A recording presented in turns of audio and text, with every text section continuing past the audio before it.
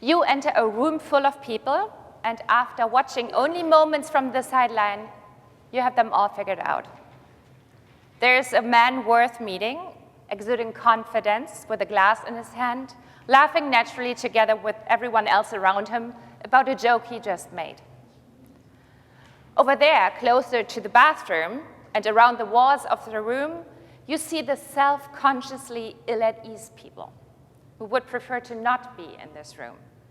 They would like to be talked to and at the same time not to be talked to because they abhor small talk.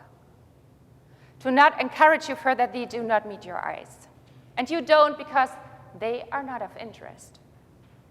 And then there is the woman who does not really know anyone, but who would like to be a real part of the gathering. She looks longingly at the circles of laughing people, but hasn't quite made it there yet. Oh, and over there is the one who always talks very loudly so everyone can hear her. That's one to avoid. A split second, and you have made your judgments. You've read the room, and you know your next steps. For us humans, coming to decisions and making judgments in the very moment is an essential ability that led to our survival until today. That is how danger can be assessed and avoided, benefits can be estimated, and social connections can be made. It is an important tool to prevent our brains from processing every single detail and therefore avoid mental overload. Our view, however, isn't pristine. Personal biases, stereotypes, and past experiences can distort our perception of others. First impressions can be misleading. People might come across in one way, but reveal more complex traits over time. Narcissists, for example, are brilliant in selling themselves at first glance, but not necessarily the people you want to be connected with. By relying too much on first impressions, we might overlook other people who might be valuable connections, have interesting ideas, or offer opportunities that take longer to emerge. Why do I give you this lecture on party behavior today? Because believe it or not, there is a connection to our gospel story. Jesus is standing in the temple courtyard with his disciples, shortly after pointing out the widow who gave her 2 last coins to the temple treasury. And as they take in the stunning surroundings, one of the disciples, clearly impressed by the grandeur, says to Jesus, "Look, teacher, what large stones and what large building." The Jerusalem temple at that time was truly an architectural wonder. Rebuilt by King Herod, the temple's walls were made of massive stones, some as long as 40 feet. The entire complex was twice the size of the Roman Forum and 4 times larger than the Acropolis in Athens. The historian Josephus even says that Herod covered the temple's outer walls with so much gold that everyone who looked at it in the sunlight could be blinded by the reflection. Clearly, the disciple is amazed by the temple's beauty and tries to share the awe with Jesus. But Jesus doesn't react the way the disciple expects. Instead of marveling at the buildings, he asks, "Do you see these great buildings?" Why would Jesus ask this? They are both looking at the same structure, right? But no, they are not seeing the same thing. The disciple sees an incredible building, a symbol of strength and God's presence. For him, the massive stones represent the power and pride of the Jewish people, a bulwark of Jewish identity against the Roman occupation, a symbol of faith, permanence, and spiritual glory. It takes the disciple's breath away because he believes it represents something solid and unshakable, something that stands for the certainty of God's promise. But when Jesus looks at the temple, he doesn't see that. He sees destruction. He sees that everything the disciple admires will eventually fall apart.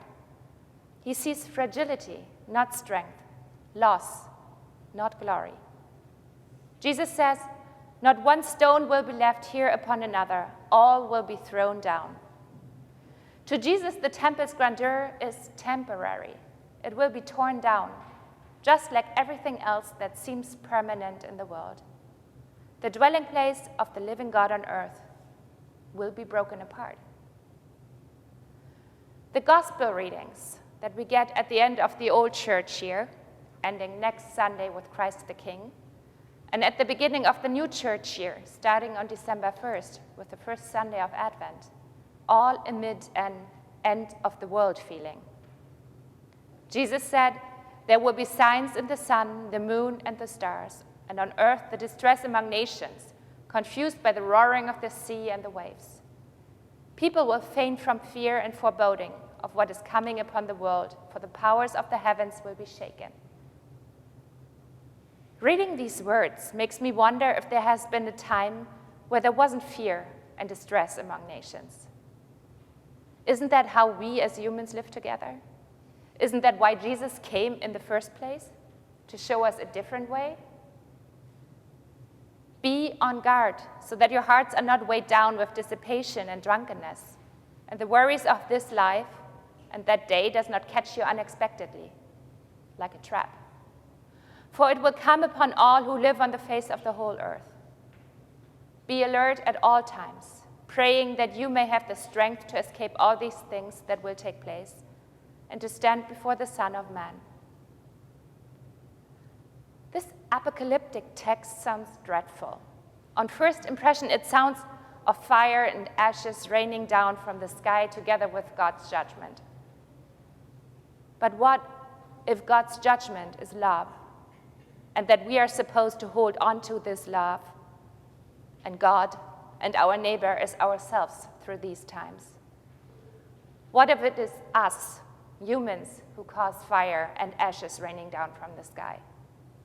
What if we are more scared of judging and being judged by each other so that we forget whose judgment really matters?